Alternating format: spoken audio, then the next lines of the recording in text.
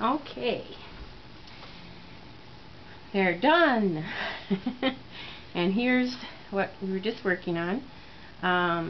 These are not all the way dry, so I'm going to let them lay out like this on the table overnight. But I just wanted to show you how they turned out, the different ones. And some of these that you can tell are really thick, stiffer, almost like a book cover, and other ones like this are quite thin, bendable.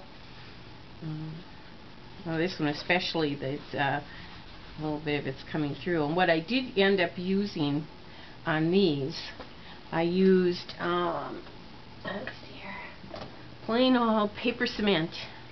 Not rubber cement, but you could use rubber cement too, but paper cement is, I don't know what the difference is, but they come both ways, and I buy the paper cement. It seems to work a little bit better on actual paper. But here we have, I got into my yarn drawer, yarn satchel, and I haven't been doing them with yarn for such a long time, and I have to apologize because I haven't done them with yarn for probably a year or so. You don't have to have an uneven number, because I totally forgot that when I do it with yarn, I put them farther apart, and I use 6 and it works out. So even, uneven, you can space them any way you want to. So I apologize for that. I got that wrong. And now these are paper molds, and you use cotton linter paper, and later on when Leah and I are going to do our Christmas cards with all handmade paper, I'll show you how we make those. But I put some, that's all I had left was 3 of these little dragonflies put on there.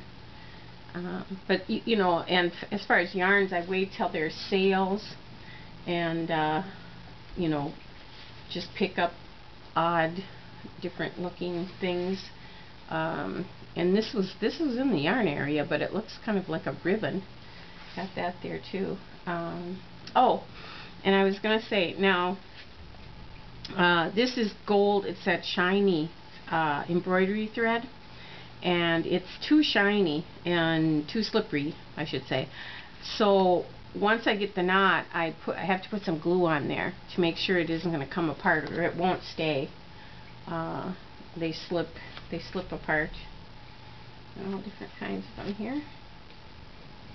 And here I used leftover gold thread, and found out that it isn't the best. It isn't like the cotton thread. You know, this really incorporates really well.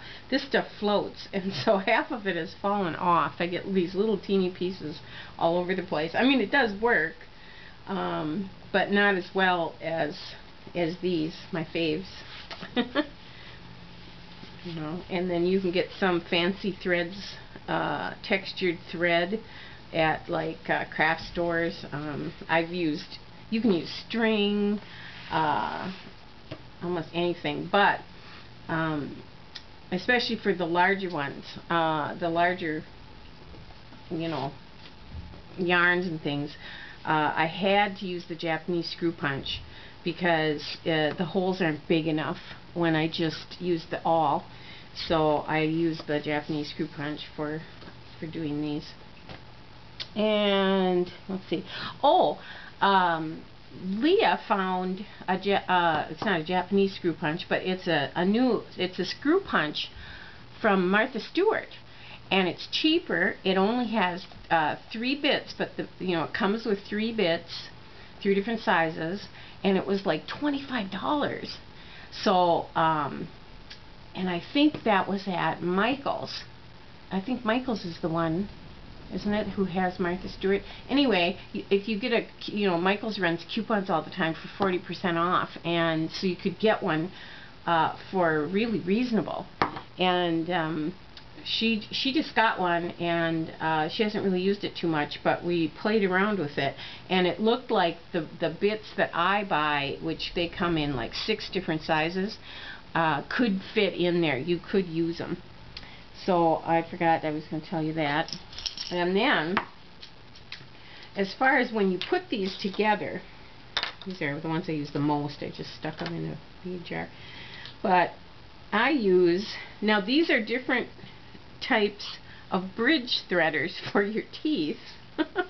And they work great. Especially these big ones, because, I mean, you have to kind of hang on to the thread. But, you know, you can get any kind of big fat thing through these. And here's some smaller ones, and these are the same thing. They're bridge threaders. But see, they've got a bigger hole than even the darning needles. And, you know, the regular darning needles have a bigger hole. And I use these for the embroidery thread. And, I mean, here's a giant size one with a big hole. And I use this for, that just fit for this ribbony looking stuff. But that's the kind of thing, I mean, you can use some odd things around the house if you happen to know anyone who has a bridge. But you can buy these at like Target or Walmart or whatever, and you can get a whole pack of them, so you know you aren't afraid if you lose one or something either. So anyway, I think that's about it from Blizzard City up here. And next project we'll be videotaping. So bye.